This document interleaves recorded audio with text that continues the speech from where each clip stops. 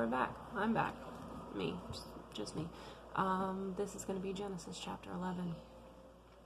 So we've just read the genealogy of Noah and his sons and grandsons and the different nations that were birthed out of him, and some of the areas that they populated. Now, chapter 11 is, you got your Tower of Babel story. I read a very, very like rich commentary. Matthew Henry, everybody who does Bible study should be familiar with that name. Like, I'm familiar with that name, but I hadn't ever read any commentary by Matthew Henry, and so I read some last night, and I was up till like 5 in the morning. It was very interesting. It really fleshed things out for me. Recommendation. Okay, chapter 11. Now I hate it when I mess up on that very first verse. It's not fair. Okay. Now the whole earth had one language and one speech. And it came to pass, as they journeyed from the east, that they found a plain in the land of Shinar, and they dwelt there. Then they said to one another, Come, let us make bricks and bake them thoroughly. They had brick for stone, and they had asphalt for mortar. And they said, Come, let us build ourselves a city, and a tower whose top is in the heavens. Let us make a name for ourselves, lest we be scattered abroad over the face of the whole earth. But the Lord came down to see the city and the tower which the sons of men had built. And the Lord said, Indeed, the people are one, and they all have one language, and this is what they begin to do. Now nothing that they propose to do will be withheld from them. Come, let us go down, and there confuse their language, that they may not understand one another's speech. So the Lord scattered them abroad from there over the face of all the earth, and they ceased building the city. Therefore its name is called Babel, because there the Lord confused the language of all the earth, and from there the Lord scattered them abroad over the face of all the earth. This is the genealogy of Shem. Shem was 100 years old and begot Arphaxad 2 years after the flood. After he begot Arphaxad, Shem lived 500 years and begot sons and daughters. Arphaxad lived 35 years and begot Salah. After he begot Salah, Arphaxad lived 403 years and begot sons and daughters. Salah lived 30 years and begot Eber.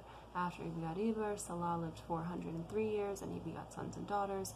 Eber lived 34 years and begot Peleg. After he begot Peleg, Eber lived 430 years and begot sons and daughters. Peleg lived 30 years and begot Reu. After he begot Reu, Peleg lived 209 years and he begot sons and daughters. Reu lived 32 years and begot Serug. After he begot Serug, Reu lived 207 years and begot sons and daughters. Serug lived 30 years and begot Nahor. After he begot Nahor, Serug lived 200 years and begot sons and daughters. Nahor lived 29 years and begot Terah. After he begot Terah, Nahor lived 119 years and begot sons and daughters. Now Terah lived 70 years and begot Abram, Nahor, and Haran. I'm sorry, didn't mean to yawn. Just took a lot of breath to read all of that. In that final genealogy, we see the age of mankind dwindling, because remember, Noah lived to be, in his 900s, and then we see, like, as the generations progress, we go like 800, 700, 600, 500, and finally we're stopping at around 200 here. So that was important. The other thing that's important about the account of the Tower of Babel, which I never really understood when I was a kid. Like, why did God mess them up? They were just trying to build something. No. God told Noah and his descendants to go and scatter. He told them to scatter and repopulate the earth. This one group, led by Nimrod, decided that, it wasn't even just one group, it was a whole bunch of them, decided, no, let's stay here and build a city so that we won't be scattered.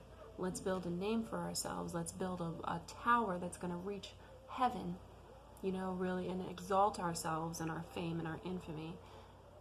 This was in direct opposition to what they were told to do. So God's reaction to that was not even like a punishment.